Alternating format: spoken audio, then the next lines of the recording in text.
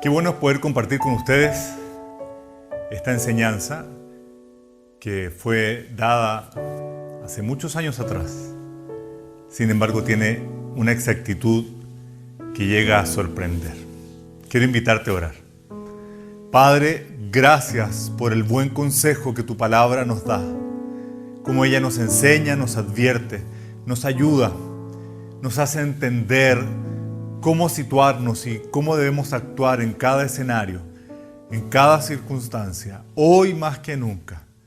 Qué importante es permanecer, y no solamente en una posición quieta, sino entender que a la medida que el escenario se va volviendo más complejo, nuestro papel debe ser estar más firmes y más claros delante de ti.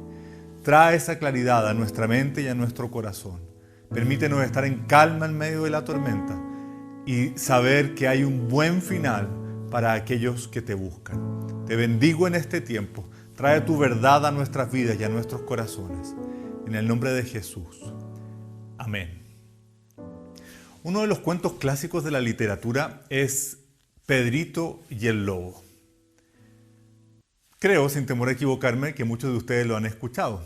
Es aquel pastorcito que por gastarle una broma o por hacerle una broma a los ancianos o a los ciudadanos del lugar en donde él habitaba, en las colinas, él comenzaba a gritar: ¡viene el lobo, viene el lobo! La gente desesperada salía a ayudarlo y cuando se daban cuenta que no era así, se devolvían a sus casas tremendamente decepcionados. Y esto provocaba el deleite, le provocaba mucho placer engañar a la gente. Sucedió de esta forma un par de veces hasta que en una oportunidad fue verídico. El lobo llegó y vino a arrebatar las ovejas que aquel pastorcito cuidaba. Sin embargo, cuando él llamó, la gente ya no le creyó. Vivimos en una época en que estamos viendo cómo los acontecimientos se están dando de una manera sorprendente. Y a pesar de que estamos mencionando y no dejamos de reiterar lo importante de poner nuestra confianza en Jesucristo, mantener nuestra fe y nuestra certeza en Dios y en su palabra, no vivir de las emociones y saber que hay un buen final para aquellos que pongan su confianza en Él, pareciera sonar como el cuento de Pedrito y el Lobo. Esta misma semana el mundo quedó paralizado de una u otra forma por esta explosión en Beirut, Líbano. A nadie lo dejó indiferente, nadie de una u otra forma lo vio venir, pero para nadie fue indiferente. ¿Sería para usted diferente que se levantara un hombre de Dios, y hubiese advertido con 1, 2, 3 o 4 años de antelación? Va a haber un día en que se va a dar una tremenda explosión que va a azotar a una ciudad de manera completa. Si hubiese un hombre que hubiese hecho tal afirmación, ante los hechos, ¿usted creería en él? La palabra de Dios tiene una certeza tan potente que para nosotros no necesita que se cumpla para saber que es verdad. Y de buenas a primeras esto que yo le estoy diciendo puede ser, pero ¿cómo? ¿Cómo? Vivimos en un tiempo como ningún otro, en que los hechos están sucediendo de una manera muy rápida. Y qué importante es saber cómo actuar ante todo lo que está sucediendo y comprender que nuestro papel es tremendamente importante.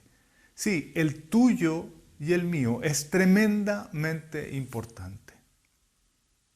Quiero invitarte a abrir tu Biblia en la segunda carta a Timoteo. Segunda Timoteo, capítulo 4. El apóstol Pablo está ordenando la casa. Él sabe que le queda poco tiempo. Él sabe que los sucesos que tienen que ver con su vida de manera personal se están precipitando rápidamente y es necesario que él deje indicaciones muy claras respecto de cómo actuar y cómo andar. Me parece muy necesario en estos tiempos que no perdamos de vista cuál es la visión que tenemos que tener en estos días. Dice el capítulo 4 en 2 de Timoteo: te encarezco delante de Dios y del Señor Jesucristo, que juzgará a los vivos y a los muertos en su manifestación y en su reino, que prediques la palabra, que instes a tiempo y fuera de tiempo, redarguye, reprende, exhorta con toda paciencia y doctrina.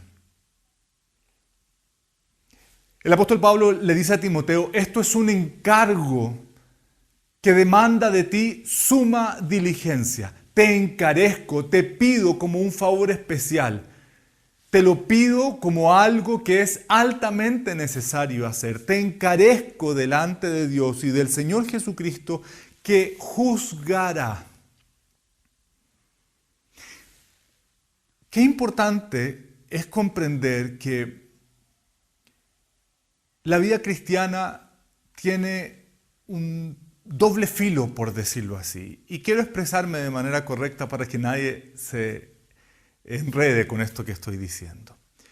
Nunca se me olvida la primera vez que yo asistí a un encuentro, a un congreso que se realizaba en un sector de la costa de nuestro país. Y fui a ese encuentro y quien estaba dando la prédica, quien estaba enseñando acerca de la palabra de Dios, en un momento se dirige a todos los que habíamos ido a ese encuentro por primera vez. Y él dice algo así como: que ustedes estén aquí es tremendamente peligroso para los que vienen por primera vez. Piense usted, yo era nuevo, era mi primer encuentro masivo, era un encuentro que se realizaba a nivel nacional. Y yo estoy escuchando que un señor adelante, arriba de una tarima, está diciendo que es tremendamente peligroso que yo esté en ese lugar. No es precisamente la mejor de las bienvenidas. Pero él prosiguió diciendo: porque la vida cristiana, por un lado es vida, pero por otro lado es muerte.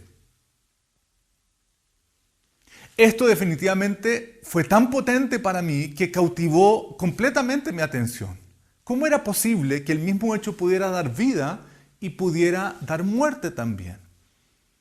Él continuó su prédica hablando acerca de que la vida cristiana demandaba por una parte venir y poner toda nuestra confianza en el Señor, sabiendo que Él nos sustentará y que Él nos dará vida, pero por otro lado también implicaba morir a uno mismo. Cuando el apóstol Pablo le dice a Timoteo: tienes que saber esto, que va a llegar un día en que Dios, a través de Jesucristo, va a juzgar a todas las personas. Es un aspecto que muchas veces uno dice: no, pero ¿cómo? Ya a mí me hablaron acerca de que Jesús solamente daba vida, de que en Jesús solamente había bendición, de que en Jesús solamente había bien.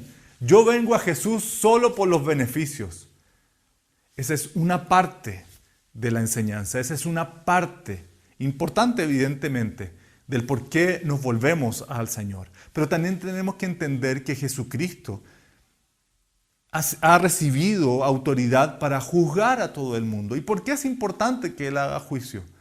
Porque una de las cosas que carecen en este tiempo es precisamente la justicia. Una de las cosas que el pecado en nuestra vida ha hecho es destruir el juicio, destruir la justicia de Dios.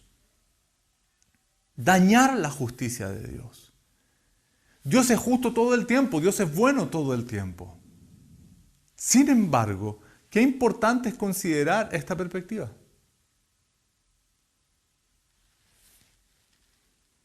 El Hijo ha recibido la autoridad para juzgar. Juan capítulo 5 dice: porque como el Padre levanta a los muertos y les da vida, así también el Hijo a los que quiere da vida. Porque el Padre a nadie juzga, sino que todo el juicio dio al Hijo, para que todos honren al Hijo como al Padre. El que no honra al Hijo, no honra al Padre que le envió. El mismo hecho, Dios le dio al Hijo, el Padre le dio al Hijo la autoridad para dar vida, porque en Él está la vida. Pero también le dio la autoridad para juzgar a toda persona, a toda nación. ¿Y por qué este aspecto del juicio es tan importante? Porque nuestro estilo de vida marca, muestra, enseña nuestro mundo interior, manifiesta nuestras creencias. No puede haber una dicotomía, no puede haber una diferencia entre lo que decimos creer y cómo actuamos. Hoy más que nunca es importante considerar esta palabra que Pablo le dice a Timoteo. Te encarezco que hables acerca de Dios, porque llegará el juicio, llegará el tiempo en que el juicio de Dios se manifestará a través del Hijo. Y estas palabras que tú has recibido y que las has enseñado a los otros serán determinantes para muchos de ellos. Juzgará, dice literalmente, a los vivos y a los muertos en su manifestación y en su reino. No solamente le dice que enseñe y que hable acerca del Evangelio de Jesucristo, sino que lo haga en todo momento. Te pido que instes a tiempo y fuera de tiempo, en todo momento, en toda circunstancia. A veces nuestras oraciones o nuestros deseos de llevar el Evangelio se ven limitados por estar buscando el momento oportuno. Yo quiero decirles algo en esta hora. Cuando uno vive sin Dios, todo tiempo para recibir el Evangelio es oportuno. Porque el Evangelio te va a importunar. Si tú y yo hablamos lo que dicen las Escrituras, esto nos va a importunar. Volviendo al ejemplo que les decía, en este encuentro a nivel nacional, aquí en Chile, hace muchos años atrás, cuando este hombre dijo que tú estés aquí por primera vez es tremendamente peligroso. Eso no me dejó indiferente, me estaba advirtiendo que corría peligro. El Evangelio es una advertencia que a nadie deja indiferente. Por ende, yo reafirmo esto. Cuando tú predicas, cuando tú enseñas, cuando tú hablas acerca del Señor Jesucristo, si realmente estás hablando del Evangelio de Dios, eso va a ser inoportuno para quien lo escuche. Eso va a ser incómodo en muchos casos para quien lo escuche. Sin embargo, uno debe hacerlo a tiempo y fuera de tiempo. Todo momento es ideal, todo momento es especial. Y uno ni se imagina cuándo esto puede marcar la diferencia. Leí esta semana la historia de un hombre en Zimbabue. Una vida trágica. Fue abandonado por su madre, que lo llevó a una plaza y le dijo que necesitaba ir al baño. Este joven a los 10 años fue abandonado por esta madre junto a sus 2 hermanos. Y los 3 quedaron a la deriva. Los recibió una tía de ellos, de mala gana. Prontamente, a los 14, 15 años, él fue parte de una de las pandillas en Zimbabue, llamadas las Sombras Negras. Estando en este escenario, este hombre se acerca a un encuentro que hay en donde se está hablando acerca de Jesucristo. Es un evento en Zimbabue que se realizó. Él lleva una bolsa con explosivos y con la clara indicación de que tenían que hacer volar todo ese lugar, porque no podían permitir que se hablara de un Dios que para ellos no existía y particularmente para este hombre con el cual estaba tremendamente enojado. En una de las partes de la predicación, este predicador dice: algunos de los que están aquí en la audiencia no pasarán del día de hoy y tendrán que enfrentarse a Jesucristo. Para el líder, de esta pandilla, las sombras negras, fue una tremenda sorpresa estas palabras porque dijo, nos descubrieron. Pero para este hombre que escuchó esa predicación, esto cautivó su corazón. Fue un llamado de Dios. Él dejó esta pandilla y le entregó su vida a Jesucristo. Te insto a que prediques a tiempo y afuera de tiempo. Uno no sabe cuándo es el momento, pero hay tremenda necesidad de hablar acerca del Señor Jesús. No solamente le dice que hable, sino que también le da una labor que muchas veces no es grata. Dice, redarguye, reprende, exhorta con toda paciencia y doctrina. ¿Qué implican estas tres palabras? Corregir, reprender y animar. Hacerlo con paciencia y con sana enseñanza. Esta labor es una labor 24/7, es parte de la crianza, es como enseñar a alguien, es como enseñar a un niño. Es algo que demanda también compromiso. En todas las circunstancias y en todo escenario estamos llamados a hablar su palabra y también a enseñar cómo actuar, a enseñar cómo andar, a corregir lo que está equivocado, pero también a animar, a seguir adelante. Para mucha gente esta pandemia ha causado un tremendo desánimo, una tremenda angustia, luchan con pensamientos de inseguridad y de temor. Sin embargo, en esta hora quisiera yo animarles también a seguir adelante, a perseverar. El Señor nos ha sustentado hasta acá y Él nos sacará adelante, Él nos llevará, Él nos ayudará en todo lo que tenemos que hacer. No hay momento más oportuno que el ahora. A propósito de buscar ¿cuál es el momento exacto? Ahora, hoy es el momento. ¿Sí? A los ojos del Evangelio, ayer ya pasó. Y el futuro o mañana no es seguro.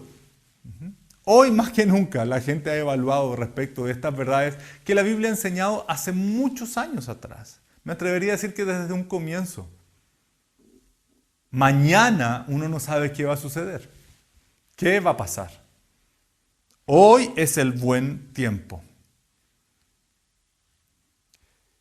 Continúa el apóstol Pablo diciendo en el versículo 3, porque vendrá tiempo cuando no sufrirán la sana doctrina, sino que teniendo comezón de oír, se amontonarán maestros conforme a sus propias concupiscencias y apartarán de la verdad el oído y se volverán a las fábulas. Cada vez que leemos versículos que hablan del mañana, debemos inevitablemente sujetarlo al hoy. Vendrán tiempo, dice, vendrá tiempo. El tiempo es hoy. En distintos pasajes, cuando el Señor le habló a sus discípulos acerca de las cosas por venir, ellos particularmente le preguntaron, esto está en Mateo 24, en Marcos 13, en Lucas 21, ¿cuándo van a suceder estas cosas? ¿Cuándo va a suceder lo que tú dices? Y quiero rescatar Marcos 13. Dice el versículo 4. Los discípulos le preguntaron, dinos, ¿cuándo serán estas cosas? ¿Y qué señal habrá cuando todas estas cosas hayan de cumplirse? Jesús respondiéndoles comenzó a decir, mirad que nadie os engañe. Lo que en la Biblia se menciona como un mañana, para nosotros es hoy. Y esa primera característica de saber que son los tiempos finales, los tiempos determinantes para la humanidad, porque son tiempos determinantes, es que será una época de gran decepción, de gran engaño, que nada será lo que parece. Y lo estamos viviendo el día de hoy. Cuando pensamos en estas cosas, siempre a veces tendemos a mencionar que esto va a ser más adelante, que esto va a ser mañana, vendrán, falta aún un poco. Hoy es un excelente tiempo para considerar que ese tiempo de engaño y de decepción es hoy. De decepción de las cosas, nada es lo que parece. nada resulta ser aquello que se menciona. ¿Y por qué es particular este tiempo? Porque se levantará gente y algunos buscarán tribuna incluso, que se apartarán de la verdad, apartarán el oído de la verdad. Esta es una época para guardarnos, para cuidarnos, para considerar lo importante de los principios que Dios ha establecido en nuestra vida y para vivir por ellos, por sobre cualquier emoción, cualquier sensación o cualquier sentimiento. ¿Qué caracteriza a los falsos maestros de esta época o a todos aquellos en general que se posicionan en un lugar, sean seculares o incluso cristianos, que buscan establecer ciertos parámetros de la verdad? Hay tres características muy esenciales. La primera es que estas personas no toleran la verdad. No les interesa ni respetan la verdad absoluta, ni las normas de conducta. No hay absolutos y lo profesan con toda autoridad. No hay absolutos. Si no hay absolutos, todo está en la deriva. Y tú miras las noticias y te das cuenta que todo está a la deriva. Las seguridades de hoy, mañana cambian. Lo que hoy día es verdad, pasado es mentira. Lo que ayer fue bueno, hoy día es malo. Si no hay absolutos y quienes tienen un papel de enseñanza en esto, además lo profesan, lo enseñan, lo establecen, no hay absolutos, entonces todo se pierde. Este es un tiempo en que podemos detectar estas cosas. Y esto es una ayuda también para nosotros para ver qué es lo que estamos consumiendo, qué es lo que estamos recibiendo. Aquellos que son falsos maestros no toleran la verdad. Otra característica de estos falsos maestros es que cambian la verdad por los sentimientos. Hoy, antes de pensar, es importante sentir. Más que pensar es sentir. Más que algo sea lógico, es algo que me guste, me agrade, me haga sentir bien. Las emociones se han vuelto un verdadero Dios en este tiempo. Cambian la verdad por los sentimientos. Desean una verdad que concuerde con su situación y les convenga, mientras me haga sentir bien. No importa las consecuencias, no importa el daño que aquello traiga. Mientras yo me sienta bien, no hay nada más perverso que vivir de las emociones. Y perdonen que sea así de claro. Pero las emociones de manera personal, viniendo, como dice la Escritura, de un corazón engañoso como el que todo ser humano tiene, incluyéndome evidentemente, lo único que va a generar es un daño colateral inmedible. Las consecuencias de vivir una vida emocional, por lo general, generan mal tras mal, daño tras daño, dolor tras dolor, injusticia tras injusticia. Una tercera característica de los falsos maestros es que buscan puntos de vista que concuerden con sus deseos egoístas. Lo que importa es lo que yo pienso. Aunque profesan cierta objetividad, la única defensa que tienen para su punto de vista es que estos concuerden con sus deseos. Lo importante es cómo te sientas.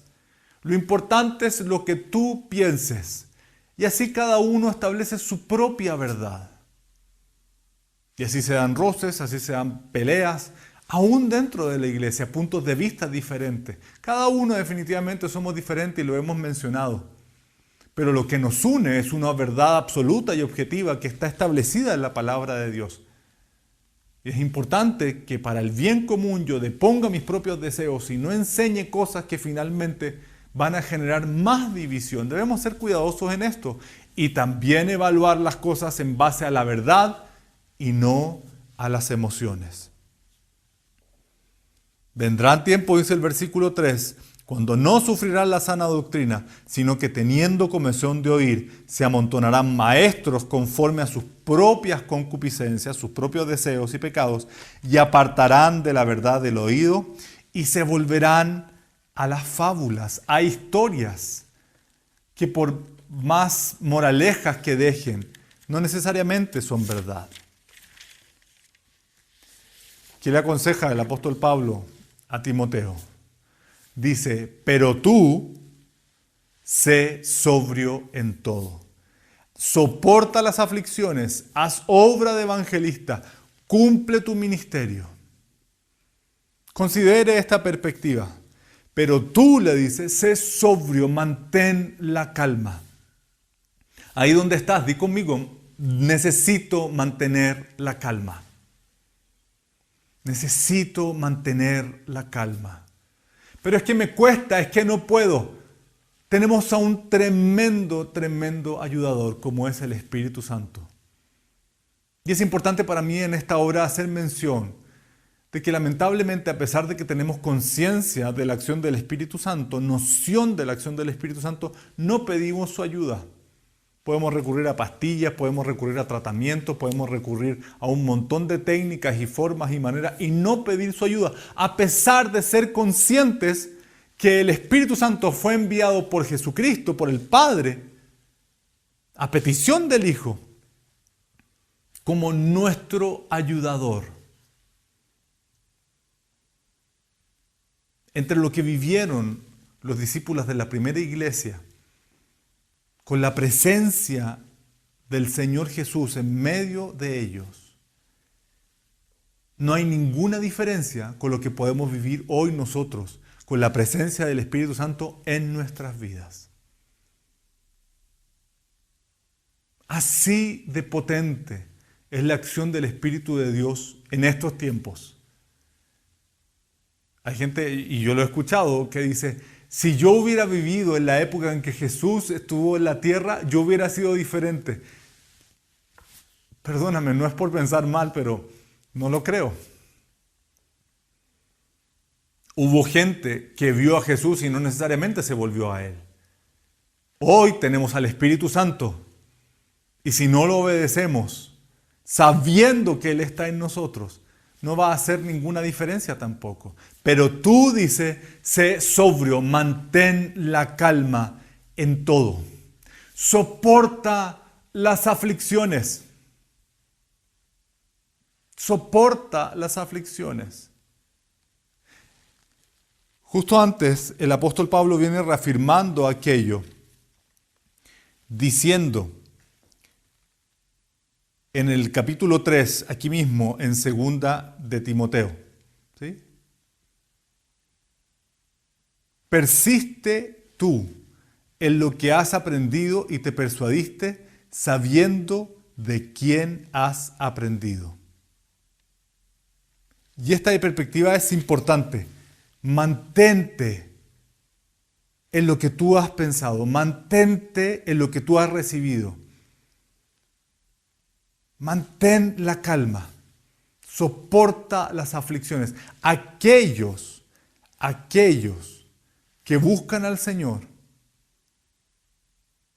van a padecer persecución y dificultades.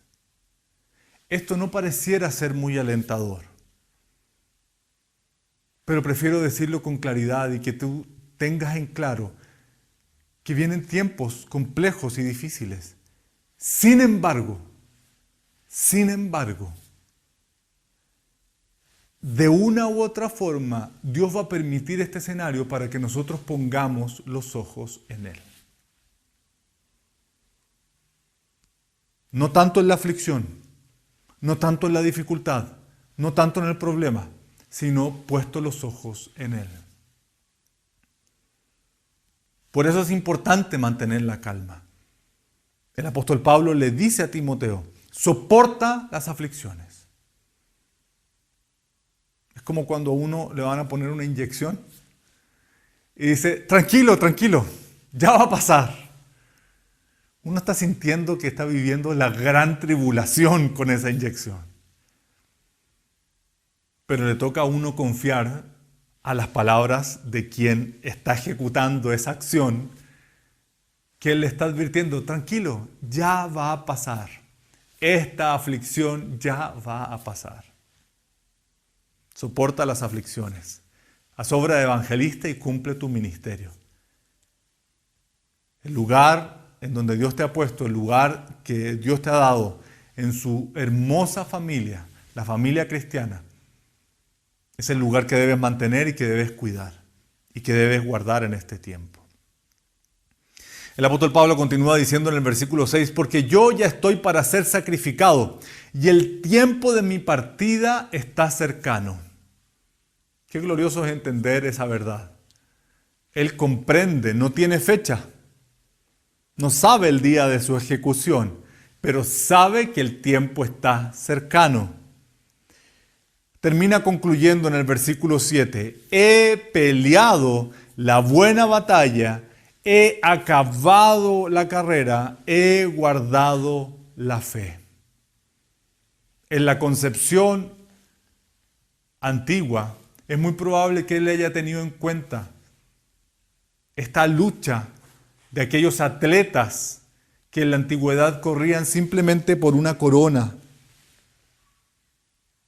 que se marchitaba prontamente, pero que simbolizaba honor, reconocimiento, que simbolizaba honra, gloria pasajera. Sin embargo, Él establece su mirada en aquello que es glorioso de manera eterna. Y me parece muy potente que no nos excluye a nosotros, sino que dice el versículo 8, por lo demás me está guardada la corona de justicia, la cual me dará el Señor, juez justo, en aquel día, y no solo a mí, sino también a todos los que aman su venida. Cuando uno piensa en la corona del apóstol Pablo, uno dice, tiene que ser una corona extraordinaria, tiene que ser un galardón y un reconocimiento extraordinario. Pero él inmediatamente nos hace entender que no solamente él recibirá una corona, sino todos aquellos que aman su venida, que anhelan su venida, que desean su venida, que a la medida que ven que los acontecimientos se van dando, para que el Señor Jesús regrese por su iglesia y regrese a este mundo a establecer su reino, más y más anhelan su venida. No solamente eso, oran porque el Señor venga, claman porque el Señor haga justicia, busquen a Dios de todo corazón. Les animo en esta hora y en este tiempo a pelear la buena batalla, a terminar la carrera, a permanecer, a estar ahí atentos, pendientes de cuál es la voluntad de Dios y a guardar la fe. A guardar la fe. Pelear la batalla, terminar la carrera y guardar la fe. Teniendo esta certeza que hay una recompensa y es una recompensa eterna. No es una simple corona que se va a marchitar. Es una recompensa eterna. Toda labor que se haga por causa de Cristo va a recibir una recompensa. Y les animo en esta hora a perseverar y a soñar en grande. ¿Por qué no? Pensar que Dios hará cosas tremendas con tu vida y con la mía. Y que vale la pena perseverar, vale la pena seguir adelante. Vale la pena correr esta carrera. Te animo donde tú estás, a que en esta hora te pongas de pie y en una actitud diferente podamos orar al Señor en este tiempo. Ahí donde estás te invito a levantar tus manos y decir, Señor, gracias por esta hora. Gracias por esta palabra, que no solamente me advierte, sino que también me desafía. Me advierte, por un lado, acerca de aquellos tiempos que fueron profetizados con anterioridad. Estos son los tiempos que estamos viviendo. tiempos de gran decepción, de gran engaño.